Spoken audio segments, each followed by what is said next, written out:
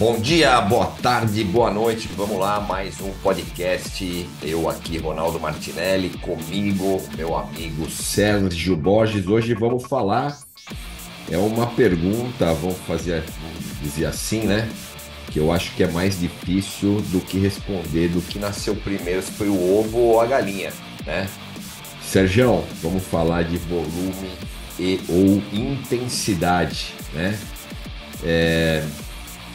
Vamos falar qual que é a dose ideal, né, para os dois, mas o que funciona melhor? Então eu já vou te mandar logo de cara aí. Se tem muito problema com atleta, né, cliente seu que você passa o treino, ele faz mais do que você passa. Como que é feito, né, esse cálculo em relação, né, à carga de treinamento, se é volume, se é intensidade? Conta pra mim aí, vamos começar falando aí do triatlon um pouquinho.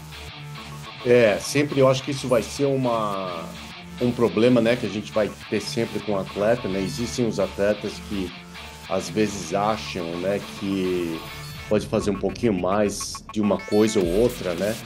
Para falar a verdade, em termos de volume, eu não tenho muito, né? Porque na verdade, muitos dos atletas que me procuram, né, sabem que eu sou conhecido aí como um atleta de volume baixo em termos de treinamento, né? Um atleta, desculpa, um treinador aí que de volume baixo, né? Porque o que eu gosto de falar para meus atletas é que a gente tem que treinar o que é necessário para atingir os gols que a gente quer, dadas as nossas condições de vida, né? Se for um profissional é uma coisa, se for um amador é outra. Então eu já tenho um pouco, então os atletas nessa parte assim eu não tenho problema. Agora da intensidade, sim, né? Eu acho que a gente já falou isso muitas e muitas vezes aqui.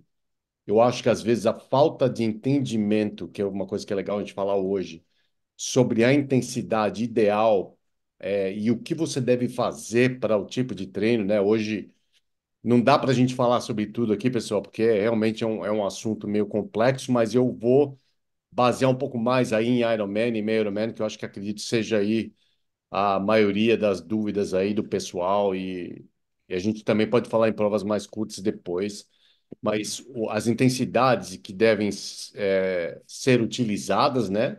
O que é importante, quais são os sistemas energéticos importantes para ser usado e a quantidade que deve ser feita. Eu acho que o maior erro está justamente na intensidade, às vezes muito pelo o atleta fazer a intensidade um pouco mais alta do que ele deveria fazer naquele momento. E o outro erro que eu acho que ainda é pior é você fazer blocos de intensidades específicas por um período muito longo. Eu acho que atletas e treinadores por aí cometem esse erro, às vezes achando que ele fez 6 semanas, ele pode fazer mais 8, 10, e às vezes muda a prova, a pessoa acha que ele pode só continuar esticando aquele mesmo tipo de treino, mas é uma coisa que a gente tem que parar e pensar e falar, peraí, a prova foi mudada, a gente vai ter que dar uma recalculada aí nessa nova, nessa nova nossa visão aí. Mas é, o problema eu acho que é mais com a intensidade do que atleta que queira fazer mais, no meu caso. E você? Sim. Então, no meu caso aqui, eu sempre falo o seguinte: se você trabalhar só a intensidade, aí com treinos mais curtos, em algum momento vai te faltar alguma coisa. E se você trabalhar só o volume, volume, até, pô, mandar um abraço aqui, começar para o nosso amigo John Correia, que é um fã nosso aí, viu, Sérgio? Nós vamos falar também aí, estamos tendo bastante gente pedindo e interagindo com a gente nas mídias sociais. Nós não temos muitos seguidores, mas os que estão nos acompanhando estão interagindo bastante, né, em relação aos temas, em relação ao nosso conteúdo. Agradecer aí todo mundo que realmente é nosso ouvinte, ou que nos assiste aí também no YouTube. E eu queria até mencionar ele porque ele até comentou hoje para mim, né, que um cara chamado Vyacheslav Ekimov, para quem não conhece, foi um russo, ele era companheiro de equipe do Lance Armstrong. E ele era uma máquina. Eu lembro que esse cara no contrarrelógio, tinha muito contrarrelógio por equipe naquela época. Hoje também tem, né? Pelo menos uma etapa, mas chegou a ter tudo de 2 etapas de crono em equipe. Eu lembro que ele, na equipe lá do Lance Arms, a US Postal Service, era a locomotiva, né, do time. E esse cara, inclusive, foi citado, né, pelo Tyler Hamilton no livro dele, né, falando aí da história secreta de Lance Armstrong. Foi citado que era um cara que já tinha um nível de hematócrito alto e que ele não conseguia se dopar muito, como se dopava o restante da equipe. Né? E esse cara, bom, o contexto todo é só para falar que esse cara ele treinava 45 mil quilômetros por ano, né? E que é um negócio hoje que pouquíssimos ciclistas nível World Tour fazem. Então, eles estão sempre entre 25 e 35 mil quilômetros, que já é uma cacetada se a gente falar, né, se comparar isso a um atleta amador. E a gente tem um problema muito sério esse negócio do volume, né? Porque se divulga muito. Foi até uma colocação dele também, né? Que eu já sabia, mas enfim. A gente tem hoje as mídias sociais, né? E você pega, por exemplo, o final de ano, o Strava, ele manda todo aquele resumo, né? De quanto que o cara percorreu por ano. E aí o cara, ele, né, já coloca lá, pô, ó, fiz 15 mil quilômetros, 20 mil quilômetros se vangloriando daquilo, e a gente não sabe realmente a qualidade, né, desses 20 mil quilômetros, e se esse cara, com tudo isso, ele performou bem ou não. Talvez alguns sim, mas eu posso falar que muitos não, né? Se você aplicar o principal erro, até no que diz respeito aos dois, volume e intensidade, é o cara fazer treinos mais prolongados com intensidade muito alta. Foi exatamente o que você falou, né, Sérgio? Mistura, né? Ele começa a misturar as coisas. E assim, ó, pessoal, treino intervalado é treino intervalado, ele tem curta duração. O treino de volume, ele tem um objetivo que é mais, é claro, de trabalhar a nossa condição aeróbia, né? E então a gente não tem que ter intensidade e não tem que misturar os dois. Você até pode, dependendo da fase do treinamento, né, de recursos que você tem que realmente melhorar, porque está chegando próximo da competição, você pode fazer um treino intervalado e longo, desde que seja bem estruturado e que tenha um nível de balance positivo, né, que seja muito mais aeróbio do que anaeróbio, para você poder, lógico, e aí se, claro, você está dentro de uma programação, você tem aí os pontos de balance que você pode colocar dentro da semana ou de 2 semanas de treino, depende da quantidade de dias que tem o teu microciclo, por exemplo, que eu nem gosto de falar muito disso, né? Mas dependendo da tua organização, né, de treinamento.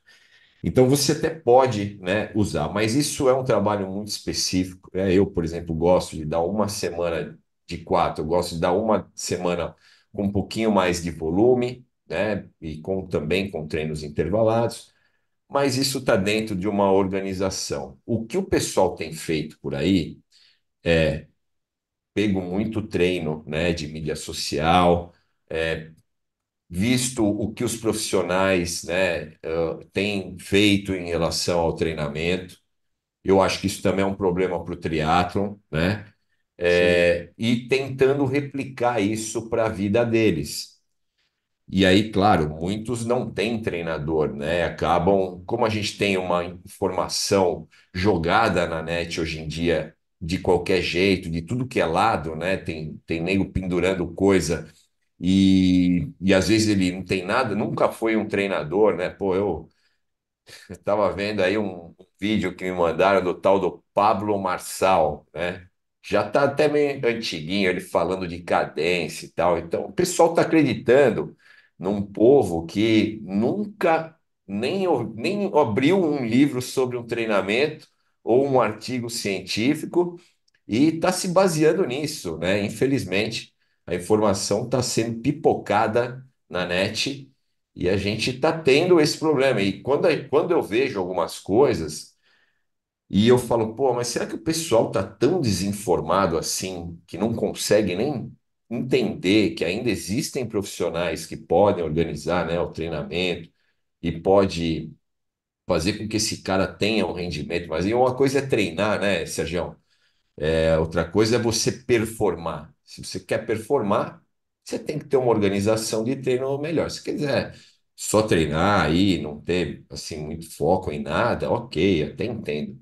Mas muita gente acaba cobrando performance, mas não trabalhando para que ela aconteça. Estou errado, Sérgio? Eu acho que foi muito importante você ter comentado essa parte do volume, pessoal, porque o que eu tenho repetido constantemente para atletas e treinadores que me perguntam, né? Aliás, eu queria aqui mandar um grande abraço aqui pro nosso amigo João Marcos, de Três Corações, professor, treinador e também é um grande atleta aí de Ultraman. Cara louco, todo o meu respeito por você, meu amigo. Eu nunca faria isso. Que não só mandou perguntas para nós aqui, uma delas, coincidentemente, é o que a gente vai falar hoje. Então, João Marcos, a gente vai falar um pouco sobre a sua pergunta. Se faltar alguma coisa, depois você manda. Ele também perguntou sobre como gastar já que é um esporte tão caro, né? Como gastar o dinheiro de uma forma eficiente com coisas que realmente funcionam para melhorar, né? Eu acho que você deve estar se referindo mais a equipamento, coisas desse tipo, e que a gente já falou um pouco sobre isso num podcast que a gente teve a participação do Jay Prashun, que é da Quintana Roo e da Lightspeed lá nos Estados Unidos, não foi, Ronaldo? Foi, A gente falou foi. Já há um sobre tempinho equipamento atrás, que é. funciona, aerodinâmica, mas a gente pode E a gente voltar. falou, talvez a dúvida dele, Sérgio, foi em relação ao Gadgets, né? Que a gente fez, gravou recentemente aí, há 2, 3 episódios atrás. Também pode ter sido isso. Deixa eu ver, vou até dar uma. O triatlo é um esporte muito caro e nós queremos melhorar nossa performance, mas não quero gastar dinheiro à toa. Eu já ouvi no Coach Chat vocês falando sobre equipamentos, mas se pudesse dar um foco em quais equipamentos ou o que daria o maior ou melhor custo-benefício visando o rendimento, acho que seria bem bacana. Então, a gente pode falar novamente isso aí, num adendo aí, né? Uma coisa meio rápida também, né, Ronaldo, num próximo Sim, aí, no próximo porque episódio, com certeza. hoje a gente vai falar sobre isso. Voltando então, pessoal, o que é importante entender é que você tem que pensar sempre no que é o custo-benefício, né?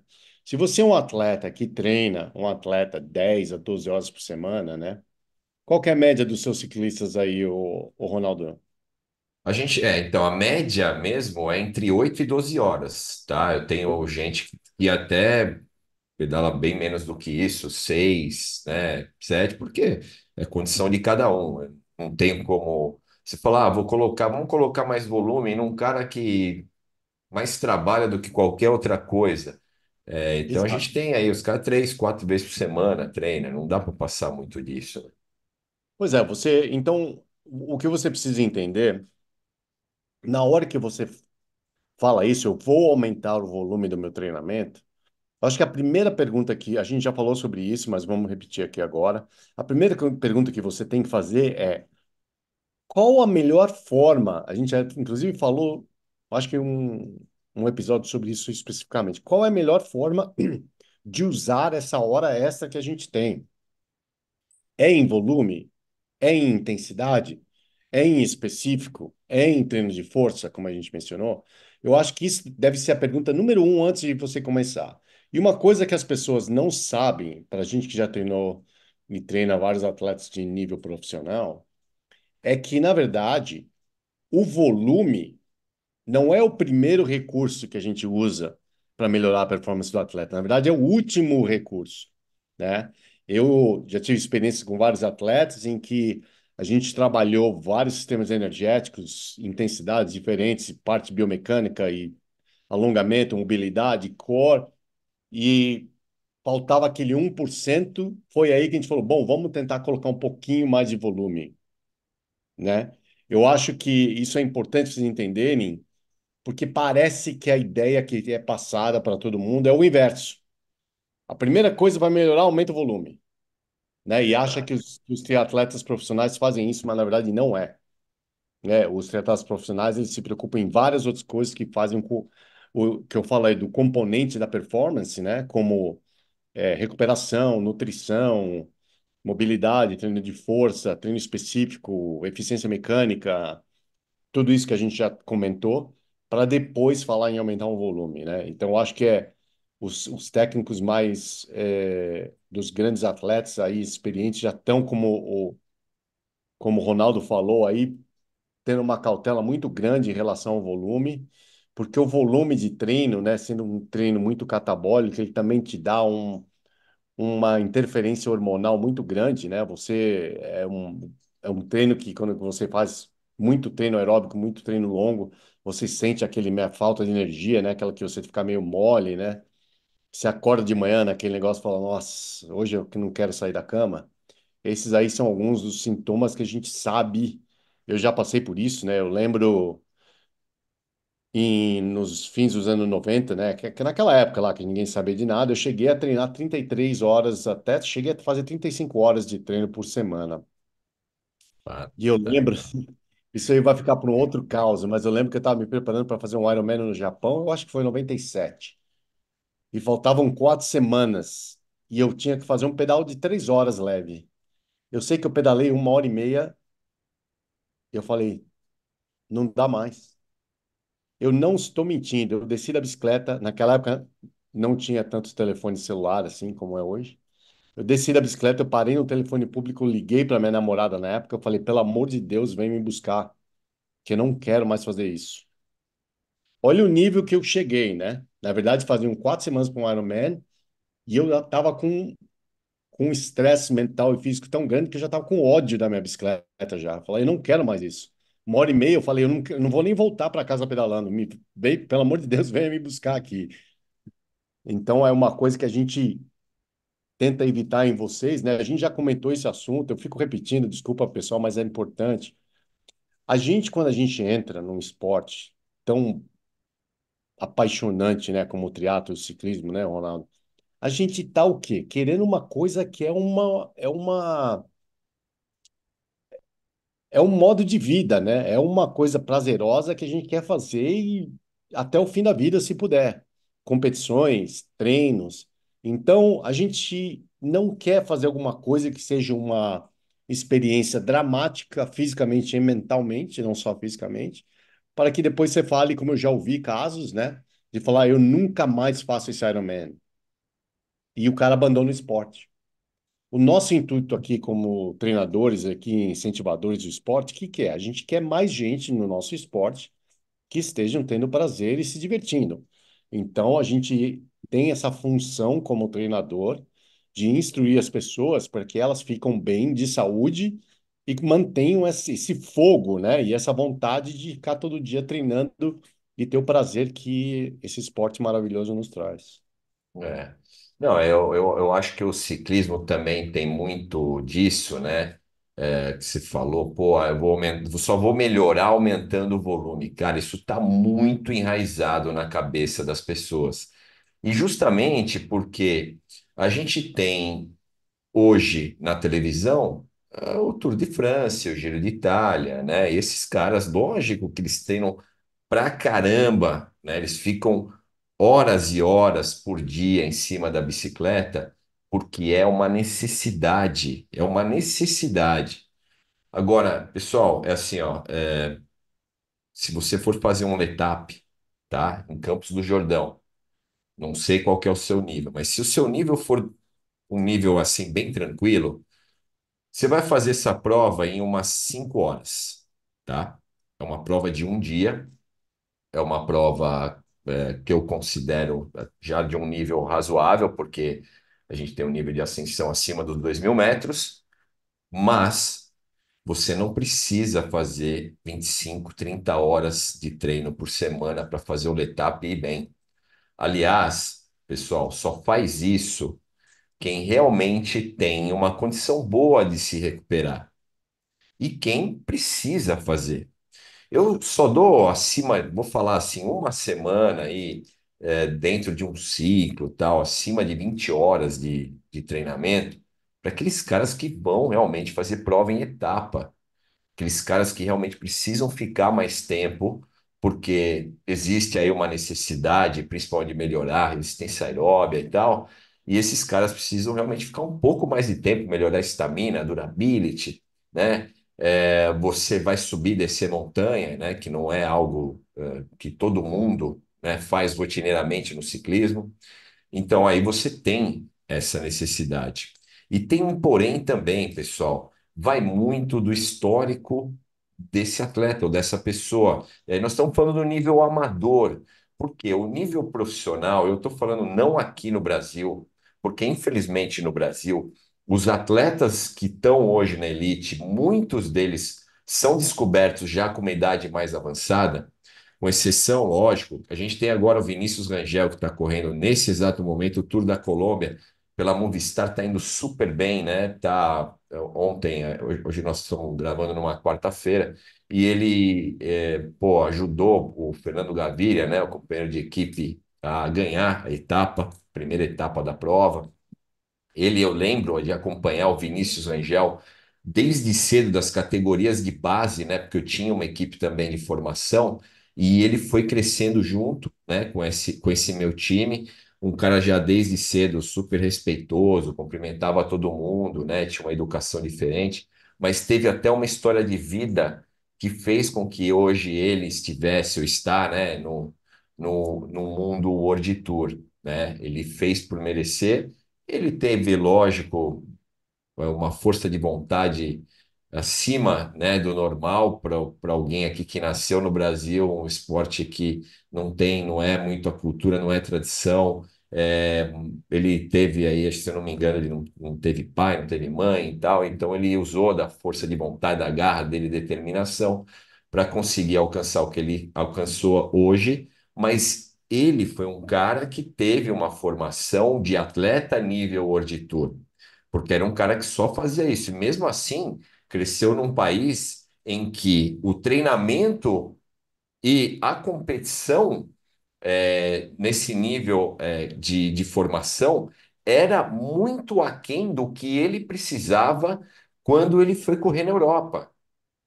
Então, além da formação mental, que é importante você já desde cedo incluir dentro do processo de formação, ele tinha que ter também, óbvio, uma formação física para poder suportar essa carga de treinamento que o nível World Tour recebe hoje. Então, não é qualquer atleta, talvez até por isso que os brasileiros, né, a gente tem essa fama odiosa de ser um dos países que mais se dopa no ciclismo. Por quê? Porque os nossos atletas, eles não tiveram a formação para ter um volume de treinamento tão alto como o que se tem hoje, principalmente na Europa. Hoje, uma competição pegar um cara aí que está entre 14 e 17 anos, infanto, ou júnior, ele já compete 100 quilômetros. E eu até já comentei isso em algum outro podcast da vida nosso aqui. Eu já tive nessa equipe de formação, já tive que fazer os meninos viajarem 5 horas para competir 45 minutos. E aí a gente pega um atleta hoje amador, desinformado, que tem mais tempo para poder treinar, e aí ele quer fazer o que os caras fazem porque ele acha que vai ficar igual o que os caras são. E acaba caindo do cavalo, porque não é pegar a bicicleta e sair rodando aí de qualquer jeito, ou querendo fazer 5 horas, mesmo que seja em baixa intensidade, respeitando o Z1, Z2, tal. Às vezes não é isso, né? Então é a carga ideal de treinamento, tanto em relação ao volume, quanto em relação à intensidade, que vai fazer você performar melhor. E essa carga ideal pode não ser as 25, 30 horas que faz um, um ciclista, né, no meu caso, nível World Tour. Eu tenho certeza, Sérgio, que você tem o mesmo problema. Caras que às vezes têm tempo, mas não Sim, têm a cabeça e nem o físico, nem a formação para serem atletas desse nível, né? exato. O que você falou é uma coisa muito importante. A gente tem hoje em dia um exemplo, né? Eu continuo repetindo aqui porque a gente fala nos noruegueses aí, porque eles realmente estão dominando o esporte do triatlo hoje em dia. E o pessoal, inclusive outros atletas profissionais, né, que querem copiar o tipo de treinamento que esses noruegueses fazem, que eles também fazem um volume bem alto, apesar de ser uma coisa muito bem planejada. Mas o que eles esquecem, que eu acho que é o caso, mesmo caso que o Ronaldo estava contando, que esses atletas, eles já estão com, num processo de preparação e adaptação desde que eles tinham 14 anos de idade. Hoje eles estão com 25, 26 anos de idade, eles já estão nesse treino, nesse processo de assimilação de volume e adaptação, adaptação fisiológica por mais de 10 anos, mais de 12 Pois é. anos. Então, é importante, né? A gente vê atletas hoje em dia que começam a fazer o esporte e eles, primeiro, que eles não respeitam essa adaptação, né? Uma coisa que é muito importante, né? Ser falado, você tem que respeitar a sua própria adaptação fisiológica aí, né? Aos treinamentos. Não respeitam a adaptação porque acham que tem que estar no nível desses outros atletas. Mas só que esquecem de pesquisar, né, que esses atletas, né, a maioria deles já tinham um outro esporte, inclusive, antes do triatlon ou antes do ciclismo. Uns eram nadadores ou remadores, ou eram corredores ou ciclistas, ou algum outro esporte, quer dizer, já tinham ainda mais um outro trabalho, e que isso tudo foi muito importante aí para a formação para eles poderem fazer o que eles fazem hoje em dia, né?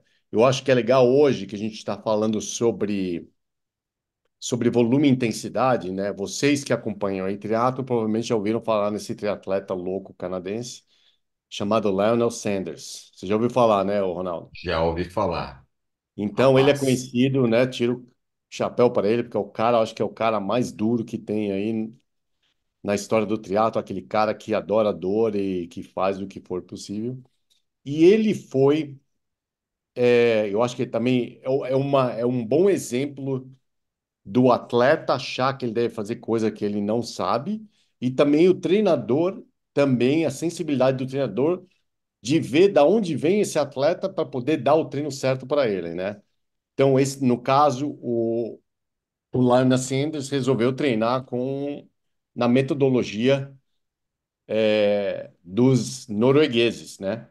Então entrou com outro técnico norueguês, no caso ele é irmão do Gustav Iden, uma outra sensação que ganhou o Ironman aí de Kona, né? Mas outra sensação norueguesa, e o irmão dele é técnico, e começou a dar o treinamento para ele, né? E o cara entrou nesse esquema dos noruegueses, né? Logicamente com volume mais alto, e uma coisa que foi um erro interessantíssimo, né, que a gente precisa falar aqui. O Ronaldo mencionou aí brevemente em relação à intensidade, à quantidade de treino de intensidade, né?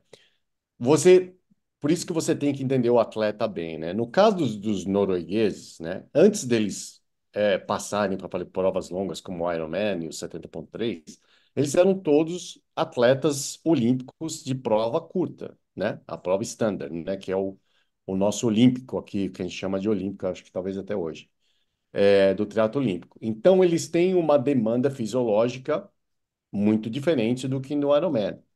Então, quando você pega um atleta que vem desse background, né, dessa base de treinamento para fazer uma transição, aliás, para vocês que são prova curta e estão pensando em Ironman, isso é bom para vocês ouvirem aí, e querem fazer uma transição para Ironman, então tem coisas que você tem que entender. Uma, né, você tem que fazer em termos de treino de capacidade aeróbica, né?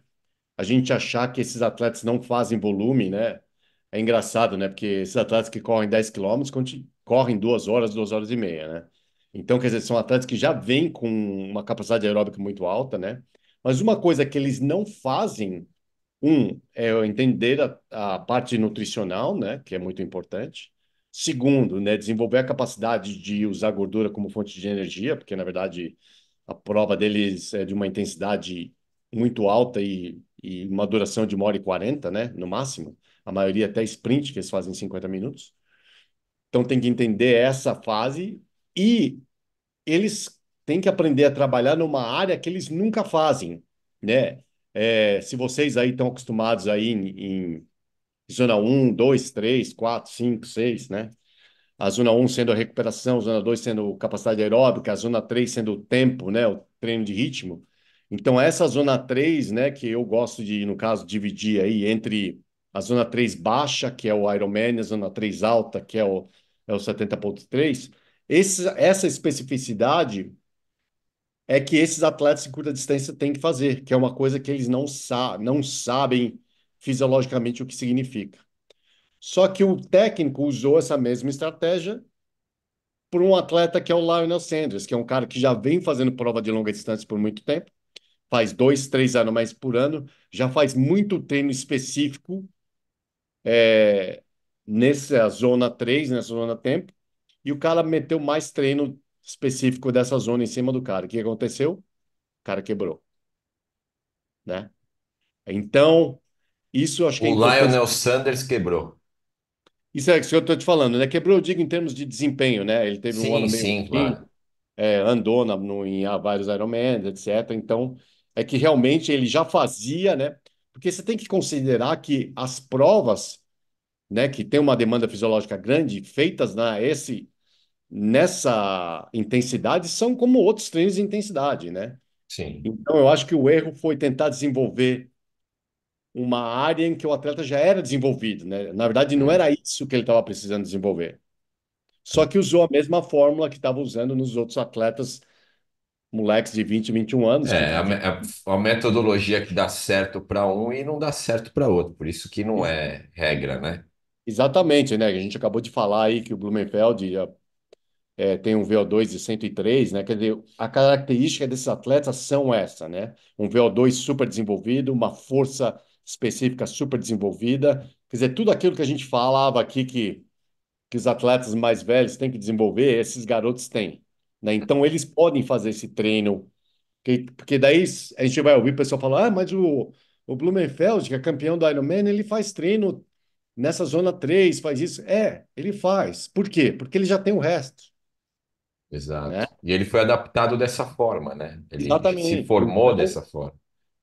pois é, exatamente. Então, é isso que a gente tem que entender aqui, pessoal. Você tem que entender o seguinte, da onde você vem, qual que é o teu sistema energético que é o mais desenvolvido e qual que é o que está faltando desenvolver, né? A gente falou muito em treino polarizado, né? Que eu acho que nós dois aqui somos a favor desse tipo de treino, né?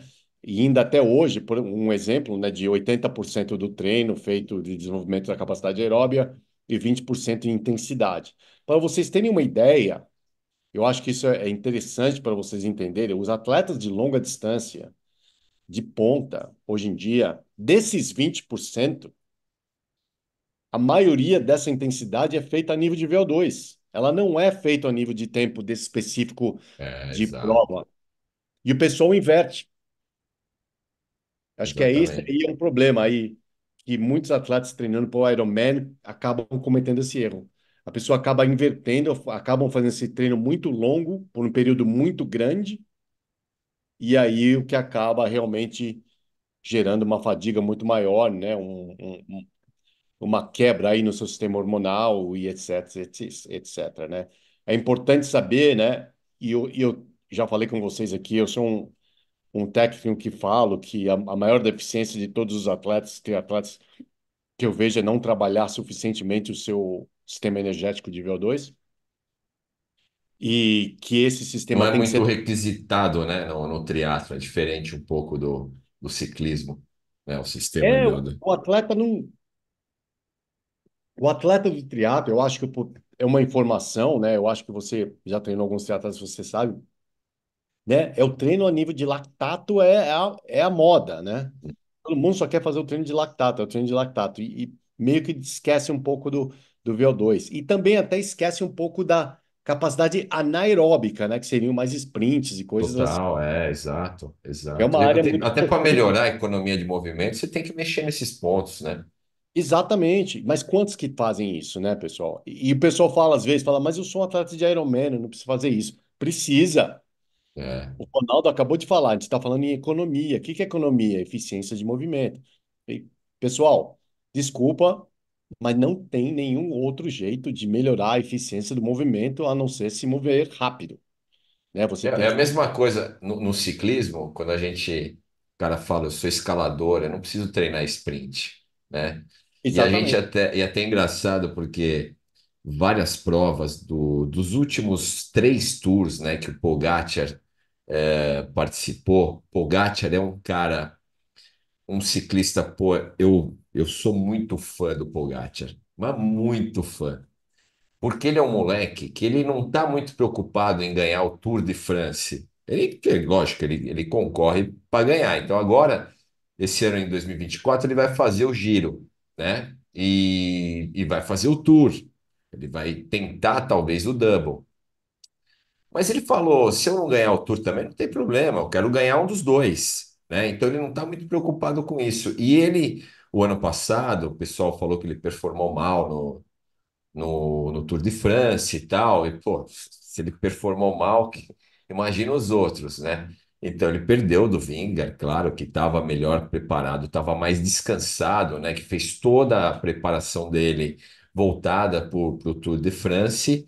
E E o ele Pogacar, teve um acidente também, né? ele teve um acidente, mas ele também ganhou Flandres, ele também participou, e o interesse dele também foi ganhar algumas provas clássicas. Então, Exato. ele Para fez ser um Strade ciclista Bianche. completo, né? Exato. Pô, e eu vou falar, muitas etapas do Tour e algumas clássicas, você precisa ter esse componente, né, de explosão de força, esse trabalho anaeróbio bem desenvolvido, né? E ele faz. Então, essa história de que o ciclista escalador não tem que trabalhar, né? Essa condição anaeróbia é totalmente já muito ultrapassado. E assim, eu vou falar, o ciclista hoje em dia ele tem que ser bem completo. O trabalho dele, o trabalho físico, além, né, de trabalhar essa questão do VO2 que a gente estava falando aqui, diminuir peso, aumentar power e tal, ele tem que ser um cara que foque em todos os tipos de trabalho, né? O treinamento de força, acho que ainda é algo que está eles ainda deixam um pouco de lado, dependendo da fase de treinamento, mas também fazem bastante na pré-temporada. Mas o resto, trabalho em cima da bike, ele é um trabalho de intensidade, muitas vezes. É um trabalho que demanda, sim, um nível de energia muito alto em pouco tempo de treino, né? E é lógico, como eu falei aqui, esses caras fazem intervalos. Hoje em dia, a gente tem aí o famoso teste de FTP, e alguns dos treinadores, né? E eu gosto muito disso também, até para você ver o nível de resistência à fadiga do atleta, eles acabam testando um FTP depois de 2.000, 2.500 quilojoules de treino já gastos, que é para pegar o cara, ver o nível que ele tem de estamina, né, de resistência à fadiga até o final da etapa, porque se você pegar as provas, elas são decididas, né, um Tour de France, por exemplo, é praticamente decidido na última montanha. Então, eles colocam ritmo, tem 3, 4 montanhas, por exemplo, aquela etapa. Eles colocam ritmo que é para quebrar, né? Aí as últimas, na terceira, tal. Quando começa a última montanha, eles já botam o ritmo para quebrar todo mundo, só vão ficar os capitães. E aí você tem os ataques, que é o que vai dar aí 10 segundos de vantagem em uma etapa, mais 10 segundos na outra, e assim o cara vai fazendo o tempo dele, né? De sobra, de camisa amarela ou de camisa rosa, se for no giro, é, à frente do adversário. Então, você bem ou mal, em algum momento, você vai utilizar esse componente anaeróbio, né? E uma etapa que tem 4, 5 horas de duração. Normal, ok. Aí vamos pegar o inverso, por exemplo, uma prova critério. Uma prova critério aqui no Brasil, assim, aqui a gente tem um calendário muito restrito, mas as provas critérios que tem por aí, né, mundo afora, elas têm 1 hora e meia, 2 horas de duração. Você pegar o ciclocross, acabamos de ter Mathieu Van Der Poel, aí sexta vez o cara campeão mundial. Prova de 1 hora e meia, no máximo, né? Para É uma que esse porrada. cara Exatamente. Aí, vamos falar, Mathieu Van Der Poel treina intensidade pra cacete e quando ele vai para o Tour de France, as etapas de 4, 5 horas, o que que esse cara apronta lá? Entendeu? Então, não dá para você falar, ó, pô, a intensidade está errado, o volume está errado. O que a gente tem que falar é no equilíbrio certo e sim, estudar as demandas de prova e as demandas do atleta. Quais são as necessidades que esse atleta tem? O Sérgio acabou de falar, né? O exemplo do Lionel Sanders. Ele acabou trabalhando mais um componente que ele já tinha trabalhado e os que ele tinha de déficit ele acabou não trabalhando. E aí o rendimento dele foi o que foi aí, né? E a gente tem vários exemplos de atletas que também no ciclismo não performaram, né? Não mudaram o método, enfim, não buscaram coisas novas. Mas a gente tem que entender muito essa questão da demanda também, tá, pessoal? Porque às vezes uma prova muito curta, se vocês trabalharem um volume de treinamento muito alto, isso, de certa forma, e aí de forma errada também, né? Porque o pessoal também acaba com, como eu já falei, né? Com volume, coloca também a intensidade junto. Você deixa a tua célula sem energia nenhuma. E aí, na hora que você realmente precisa, né, fazer força, trabalhar essa repetibilidade, né, usar níveis de power mais altos e tal, você não tem. Você não tem no treino e não tem também na competição. Se você não evolui no treino porque você está desgastado, né, porque você está usando a intensidade e volume errado, você não vai conseguir evoluir no treino e, consequentemente, a tua performance na prova também não vai ser boa. Então, toma muito cuidado com isso. Porra, deixa na mão de um treinador bom, né? E a gente não está fazendo propaganda nossa aqui. Tem muito treinador bom que pode organizar o seu treinamento sabendo não só o quanto você pode se dedicar em relação a horas, né, na semana, mas também estudando o seu processo de recuperação, se ele é bom ou ruim, estudando a sua história como atleta, se você já teve uma formação de atleta, quanto tempo você está dentro do esporte, quais são os resultados que você já teve. Então, tem que levar tudo isso em consideração para poder aplicar o volume e a intensidade de maneira correta. A gente, como falou, eu e o Sérgio somos fãs aí da periodização polarizada, mas não é que isso é regra. Você tem que achar uma metodologia que te sirva, uma metodologia que te traga um mínimo de resultado, né? O resultado que você espera. E sem querer entrar muito na parte científica aí, porque eu sei que muitos que estão ouvindo aqui não têm esse background aí, né? Uma coisa que muitas pessoas não sabem é que os sistemas energéticos, eles meio que se anulam, né? Então, quer dizer, um treino, você passar muito tempo fazendo treino a nível de lactato, você vai estar debilitando ou diminuindo a sua capacidade aeróbica. E vice-versa também, né? Então, tudo isso tem que ser planejado, né? Por isso que a gente gosta muito até da periodização inversa aqui, né? Porque a gente está falando de provas de longa distância de endurance, né? A gente não quer chegar com uma capacidade aeróbica reduzida, né? Na verdade, a gente quer chegar na capacidade aeróbica mais alta possível no dia da prova, né? Então, mais uma vez dizendo, né, que às vezes você fazer muito um tipo de treino, você vai estar diminuindo um pouco aí Perde o esse equilíbrio. sistema energético do outro lado. O Ronaldo falou uma coisa muito, muito importante, que eu não sei se passa, talvez tenha passado um pouco desapercebida, mas me lembrou uma coisa que há muitos anos atrás, eu mudei esse treino, né? Eu lembro que eu fazia um treino de qualidade de corrida para os meus atletas de quarta-feira, eu lembro disso. E eu pedal longo, eu sempre fazia isso de domingo, né? Porque domingo é um dia que tem menos trânsito, então era uma coisa que eu achava que era melhor para todos os atletas, né, para poderem pedalar mais longo, né? Porque sempre foi sábado, né? Parece que é uma regra no mundo inteiro que pedal longo É é por sábado e aí. corrida longa é no domingo, né?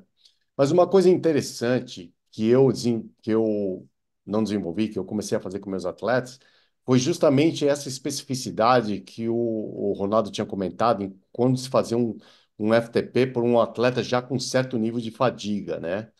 Então, eu percebi que realmente esse treino de intensidade que eu fazia de corrida na quarta-feira, ele Na verdade, ele não espelhava uma realidade que o atleta iria enfrentar numa prova de longa distância.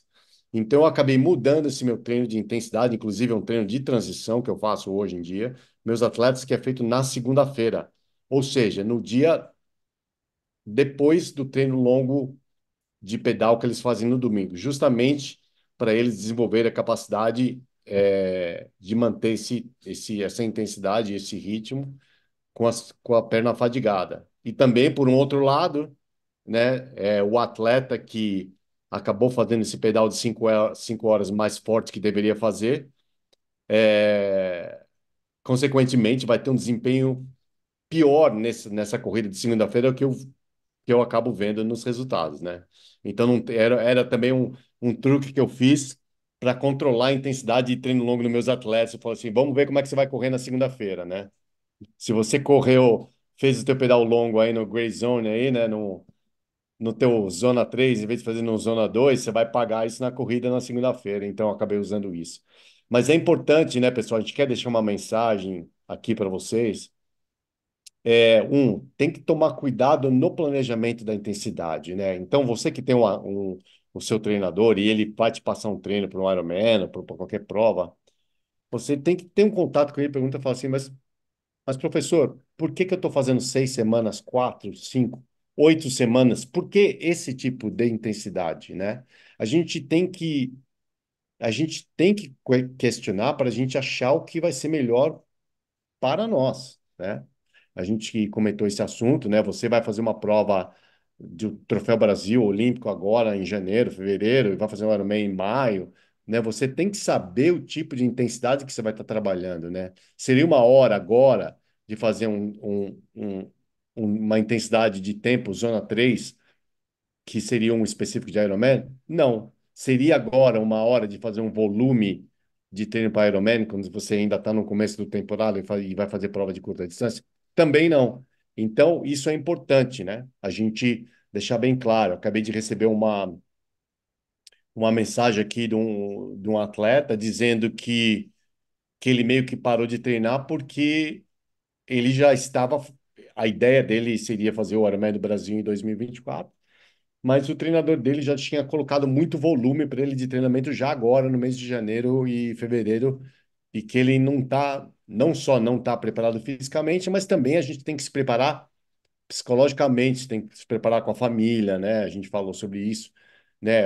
Quando a gente se compromete a fazer uma prova desse nível e que requer esse tempo de treino, né? A gente tem que fazer um planejamento, né? E o planejamento de volume, ele é importantíssimo, né? Para você combinar. Eu tive um caso desse, né? Que eu estava treinando um atleta para um Ironman, aí chegou 5, 6 semanas antes da prova, ele fala: então, essas próximas 2 semanas eu vou levar meu filho na Disneylândia e tal. Depois a gente vai viajar, então não vou poder treinar direito essas 2 semanas. Quer dizer, 6 semanas antes do Ironman, né? Isso ele me falou na semana antes da viagem. Fevereiro. É. Então, quer dizer, isso é uma coisa que é importantíssima, a gente planejar, né? Falar com a família, falar com o treinador, falar assim, é o que eu falo com meus atletas, eu falo o seguinte, você vai fazer o seu período de maior volume de treinamento vai ser entre essa semana aqui, por exemplo, no caso de um Ironman do Brasil, que é uma prova geralmente no fim de maio, né? Então eu falo, olha, geralmente a última semana de março para frente aí que a gente vai aumentar o teu volume de treinamento. Então se prepara para essa semana para tá. Isso é uma coisa, pessoal, você como treinador também é importante. Quando você dá esse tipo de informação para o seu atleta, fica muito mais fácil deles planejar e se preparar mentalmente, né? Deixar o cara na escura, né? E chegar amanhã, se dá uma planilha nova, ele passa de 1 hora e meia para pedalar 3 horas e meia num domingo, você vai deixar um cara totalmente louco e com problemas aí de inconsistência, porque não vai estar preparado, né? Esse planejamento aí seria legal. Não precisa, eu também não sou a favor de fazer aquele annual planning, né? Aquele planejamento anual inteirinho, super Porque dá detalhado. sempre errado, né? Nunca dá certo. Nunca dá certo, a gente muda sempre, né? A vida não é essa constância como a gente acha, né? Mas a gente precisa ter uma ideia, tipo, quantas semanas a gente vai precisar para desenvolver esse sistema, fazer isso? Tantas semanas. Quantas semanas você acha que eu demoro para melhorar esse aspecto técnico aqui? Bom, de 4 a 8, dependendo do seu desenvolvimento. Alguma ideia a gente tem que ter, né? E eu acho que Não, o ô atleta. Sergião, esse seu atleta aí que chegou e o treinador dele estava passando um monte de volume já logo no começo, deve ser a famosa ideia do período de base, que a gente já gravou, inclusive, tá, pessoal, um episódio sobre isso, dessa idiotice, desculpa a palavra, de que começo de preparação, período base. Você mete um monte de volume para um cara que estava comendo e bebendo feito um louco no final do ano, e aí você bota um monte de volume para esse cara já logo no começo da preparação. Por quê? Você vai perguntar para esses caras, aí eles vão falar assim: é porque o período de base. E? Ah, É, não, tem que exato. fazer a base aeróbia. Como assim? A gente tem 6 meses para fazer a base aeróbia do cara. Exatamente. E uma outra coisa que eu já ouvi várias vezes aqui, já lá nos Estados Unidos, já nem tanto a gente ouve isso, mas aqui ainda ouve. A pessoa pergunta: Ah, quando você vai começar o seu treino específico de Ironman? Ah, no mínimo 6, 8 meses antes. Falo, meu Deus do céu, Sim. eu tenho misericórdia de vocês que estão fazendo treino de Ironman 6, 8 meses antes, né? E o atleta que faz mais que um por mês, como é que faz essa conta, né? O, eu ouvi outro dia também um pessoal falando até de 70,3 também, falar, no mínimo você tem que começar a fazer específico de 70,3 uns 6 meses antes. Eu falei, meu Deus do céu. É por isso que o atleta faz um e desiste, né? Eu tenho Exato. muito atleta, né? Eu acho que gosta de competir, né? Nem, não necessariamente são, assim, atletas de ponta na categoria, mas atletas que têm amor pelo esporte e gostam que eles fazem 2, 3, 70,3 dois Ironmans. Então, essa esse excesso de volume e esse exagero que a gente vê passando, um atleta desse não conseguiria fazer. Quer dizer, o atleta que está Por isso que o cara desiste, tá, né, do já está esporte fazendo, pouco tempo. já tá fazendo triatlon há 25 anos, compete uma média de 12 provas por ano entre sprint olímpico, 70,3 e Ironman, adora e tá aí, né? A gente começa a fazer esses erros de planejamento. E outra coisa também, né? Logicamente, eu não estou dizendo que você não vai treinar, né? Eu estou falando treino específico, né? É a mesma coisa que o Ronaldo deve falando. No Letap, né? Você não vai treinar específico para o Letap de novembro, de janeiro até novembro. Mas você vai fazer treinos que vão te preparar, aquilo que eu gosto de chamar de fundação.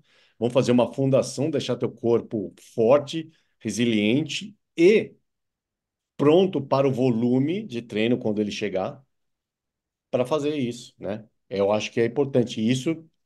O que é bom para muitos atletas é saberem que isso não requer um volume de horas semanais gigante, como alguns atletas acham que é.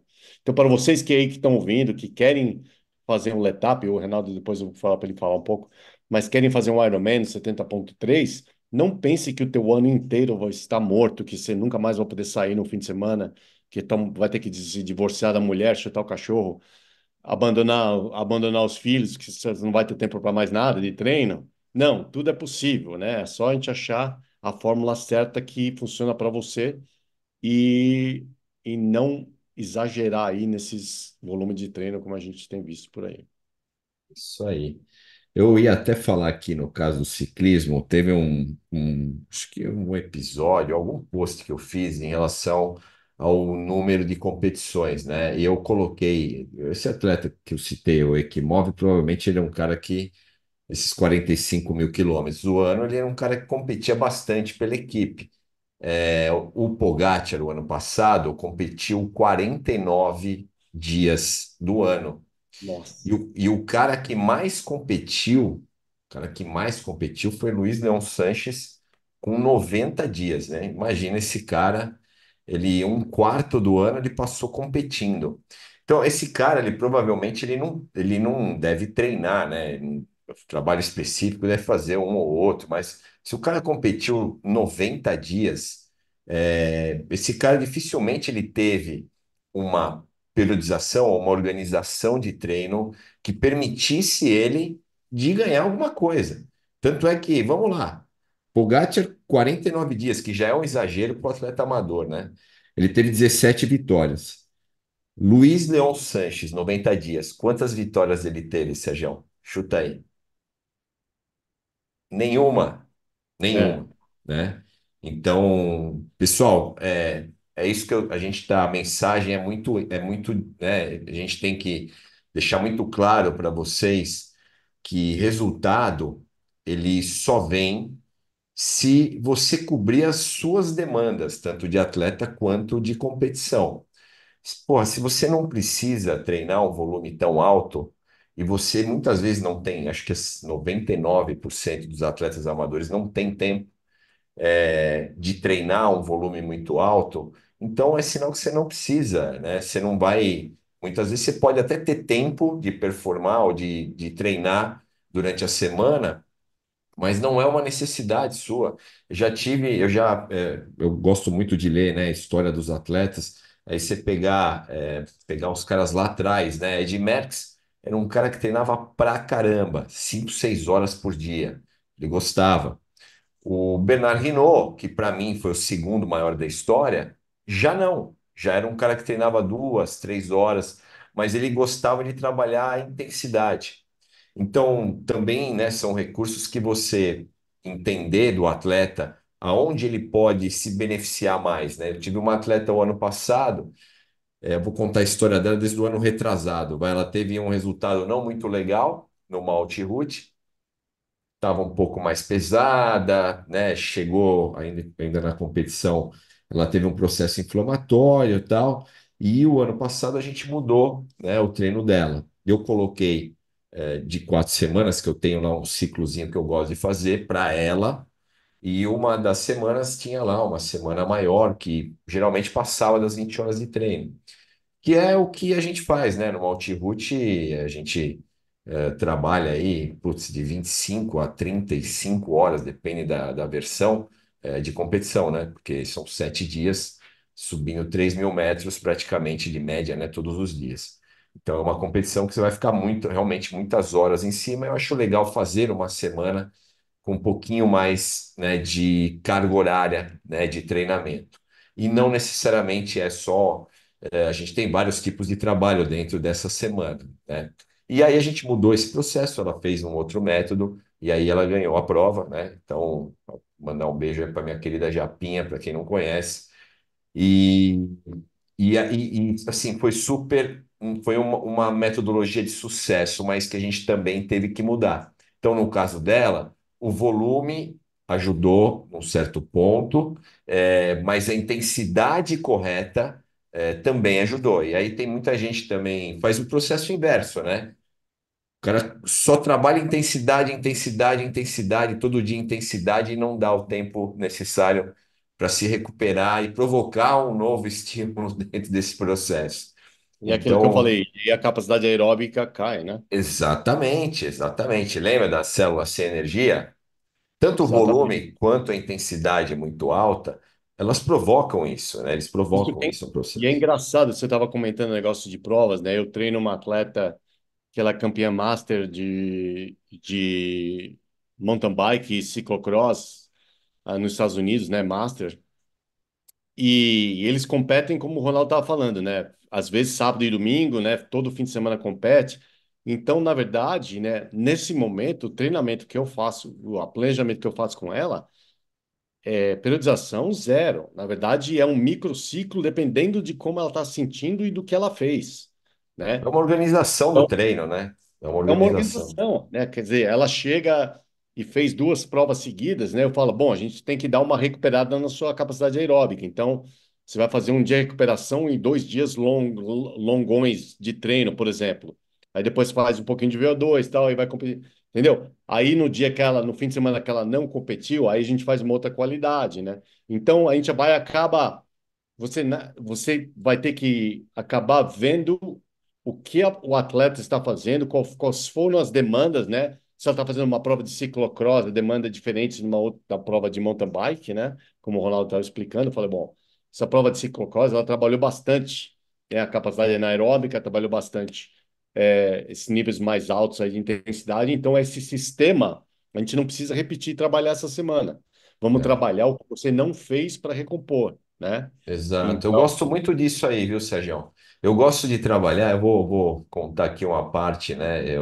Depende, lógico, muito do atleta, disponibilidade de tempo e tal, mas eu gosto de trabalhar, por exemplo, treino estruturado muitas vezes na mesma semana, uma semana mais de transição, sem muita intensidade, sem muito volume, aí uma semana talvez juntando os dois, dependendo do treino, uma semana de recuperação.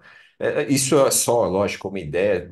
Você que é treinador, está ouvindo aí o nosso podcast, vou falar para você, ó, um segredo. Tenha pelo menos umas 5 metodologias de treinamento na manga, porque não é toda ou a mesma metodologia que vai dar certo para todos os atletas, tá? Muitas vezes você vai ter que mexer, a resposta é muito diferente, vamos até a absorção, né, do treinamento, digamos assim, não sei se é essa a palavra certa, mas absorver esse treinamento não é todo atleta que absorve com o mesmo resultado. Então, você vai ter que mexer muitas vezes no processo. Como o Sérgio falou, imagina, um cara que compete, mesmo o Pogacar, que é um dos que menos competiu no ano passado, 49 dias, cara, imagina, um atleta amador, né, assim, a média aí entre 3 e 7 vezes no ano, né? Não sei que faça uma prova em etapa e tal, o cara seja muito fissurado em competição, pelo menos no ciclismo, acho que no triatlo, o Sérgio também deu aí o exemplo de um atleta dele que compete bastante, short e tal, que são provas mais curtas, que não requerem um nível de energia tão alto, e uma preparação bem satisfatória. Então, acho que aí dá para competir mais. É mais a questão da parte psicológica, né, da pressão da competição. Se você curte competir, eu não vejo problema. Tem cara que se sente muito pressionado por conta do resultado, e aí isso pode dar uma fadiga mental razoável, aí eu não acho saudável, né? Mas, assim, ó, se você mantiver aí um nível saudável de competição, né, o volume que você vai colocar, ou a carga de treinamento que você vai colocar, é uma carga que não vai te exigir tanto, né? Então, acho que é isso. Ô, Sérgio, você quer falar mais alguma coisa do nosso assunto de hoje? É eu sei que a gente já está falando bastante, mas só um detalhe disso que é importante também que eu lembrei agora, né? Você estava falando sobre intensidade e assimilação de treino, né? Eu lembrei aqui, teve um atleta meu, né, que ele estava tentando fazer parte do time americano para disputar as Olimpíadas, e eu lembro que a gente tinha colocado alguns objetivos, né? Naquele momento, na verdade, o atleta eu falo só porque é brincadeira, né? O atleta de nível olímpico, ele só precisava correr para 30-40 os 10 quilômetros, né? Só, né? É, Então, a gente tinha colocado um objetivo, naquele momento ele estava correndo para 32, né? Isso depois da bike e tal, em triatlo. 31,50, então sabia onde a gente tinha que trabalhar. E a gente começou a fazer um trabalho específico para conseguir esse objetivo. Aí, numa hora que eu comecei a fazer uns trabalhos a nível específico de lactato, por exemplo, ele teve em 3 semanas, ó, pessoal, presta atenção nisso. Em 3 semanas, ele teve uma assimilação desse tipo de treinamento muito boa. Quer dizer, na verdade, a gente conseguiu chegar no objetivo em 3 semanas.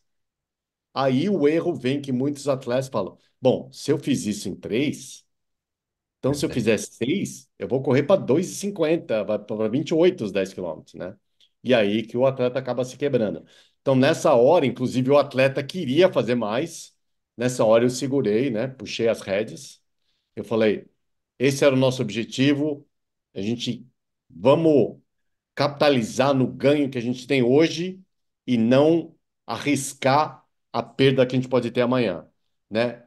boa. Então, na verdade, nesse sentido, a gente fez um ciclo de 3 semanas e meia de um treino específico e ele absorveu muito rápido. Eu falei, pô, é melhor ficar com o que tem do que arriscar o que não tem, né? É, Então, enfim, ele acabou correndo para para 30, 50, ou 10 quilômetros na prova que a gente tinha combinado, e acabou sendo tipo 1 minuto e 10 mais rápido do que ele tinha corrido anteriormente. Mas foi importante, né, a gente colocar esse freio, né? Por outro lado, eu tenho um amigo grande que ele é um atleta muito conhecido do passado. O nome dele é um neozelandês que competiu pela Inglaterra, chamado Paul Amy. Você é das antigas, você deve lembrar. E eu lembro que ele estava, inclusive, até treinando e ficando na minha casa em San Diego, e ele estava indo fazer o Ironman do Arizona. E algumas coisas assim, e ele tinha uma mania de fazer um overtraining, assim, ele era muito conhecido nesse sentido, de treinar muito e tal. Ele era aquele que acordava 10 horas da manhã, assim, montava na bicicleta às 11 e voltava para casa às 8 horas da noite, assim, era aquele nível, assim. E por algum motivo aconteceu alguma coisa que ele não conseguiu fazer ou ele tava, não sei se ele se machucou, ficou doente e tal, e acabou tendo que fazer um bloco de treinamento para esse Ironman da Arizona de 8 semanas. Inclusive, eu cheguei e falei para ele, bom, já que você vai fazer 8 semanas, faz isso, isso e isso, né? E ele acabou fazendo a prova mais rápida dele, ele acabou ficando em segundo lugar, fez 8:01, 8 horas ou 7:59, alguma coisa assim, naquele Ironman. E o mais interessante, eu nunca vou me esquecer, eu fui falar com ele, estava lá com ele, né, nessa prova, logo depois, eu fui falar com ele e ele ficou em segundo lugar, né? Ele falou, primeira coisa que ele me fala, adivinha o que que foi? Ronaldo, vamos ver se adivinha. Ele quebrou ou não? Não, não, ele ficou em segundo, né? Ah, ele ficou em segundo? Foi Ah, a melhor tá, prova tá. da vida dele. Aham. Quebrou 8 horas, ele fez 7:59, acho. Ele tinha quebrado 8 horas, que é uma coisa que já é um atleta mais velho, assim, já tinha uns 40 anos. Ah, E é ele fez a mesmo? melhor E prova da quebrou às vida 8 dele, horas. Aham. quebrou as 8 horas, ficou em segundo lugar. A primeira coisa que ele vira para mim e fala, não, juro por Deus, a primeira coisa, puta, se tivesse mais 3 semanas, hein?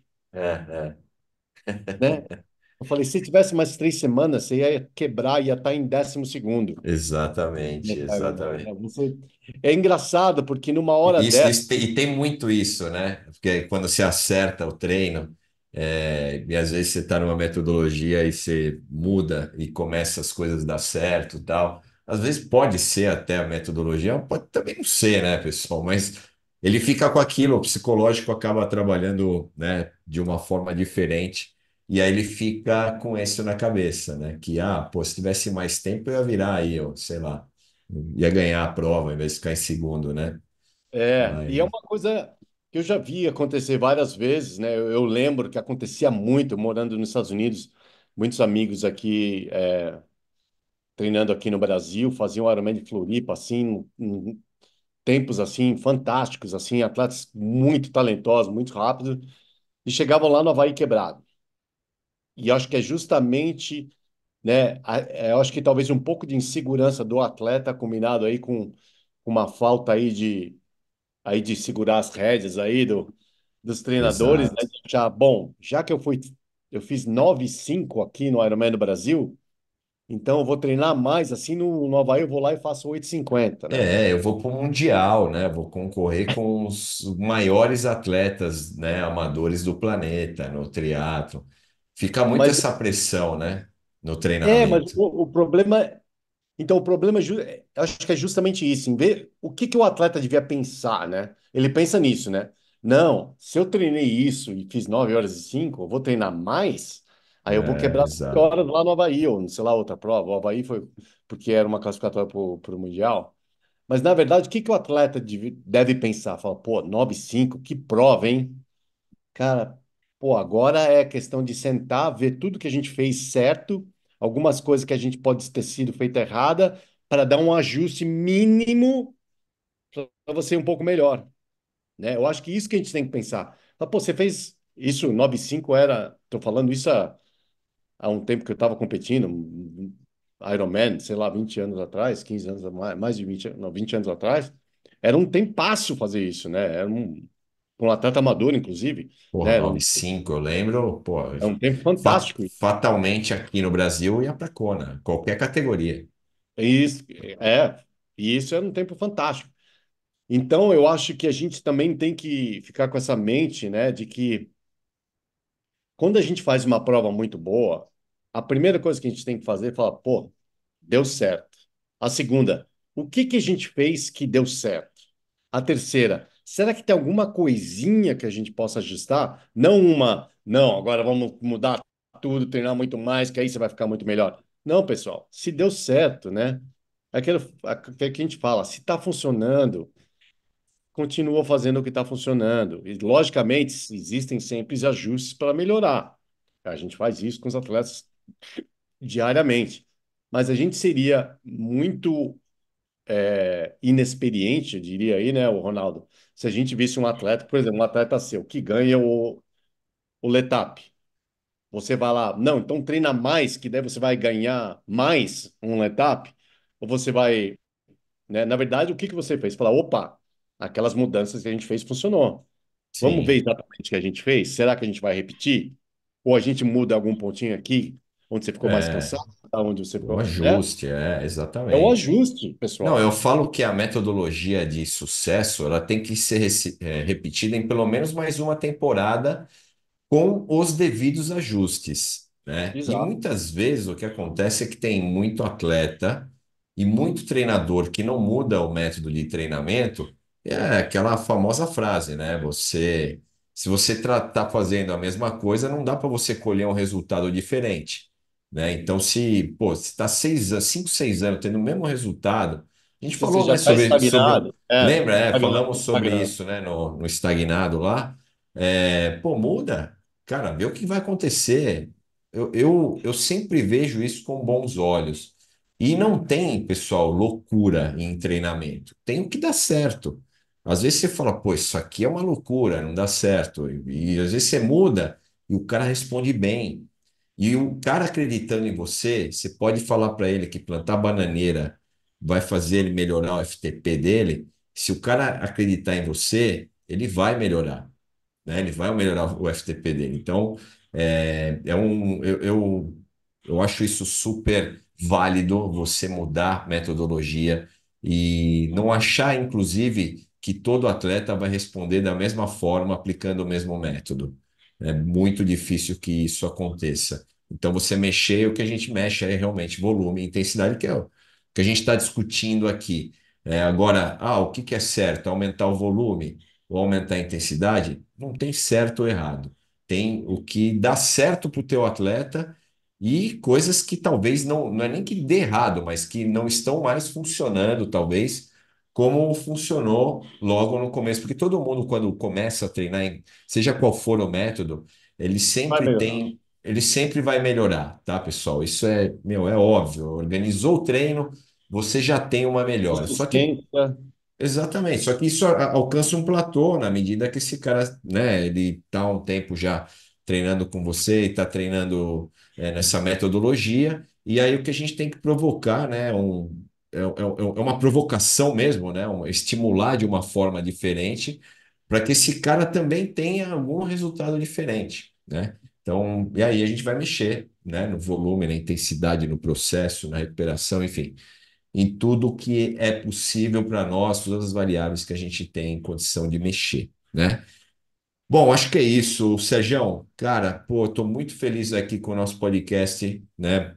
A gente, eu estou surpreso, inclusive, né, com a quantidade de pessoas que estão mandando mensagens para a gente, né, de motivação, né? Que, pô, eu trabalho um conteúdo, né, gratuito super legal e acho que o trabalho nosso aqui, pessoal, eu acho até que é informar, ou pelo menos, não só informar, mas tirar, limpar um pouco de toda essa porcaria que a gente tem na internet e é aqui falar sobre um trabalho sério, né, sobre coisas que dois caras que estão já há muito tempo trabalhando com atletas, seja amadores, profissionais, vitoriosos ou derrotados, não importa, eu nem falo que derrotado é uma palavra feia, mas pessoas que estão aí, né, fazendo o esporte da melhor maneira possível.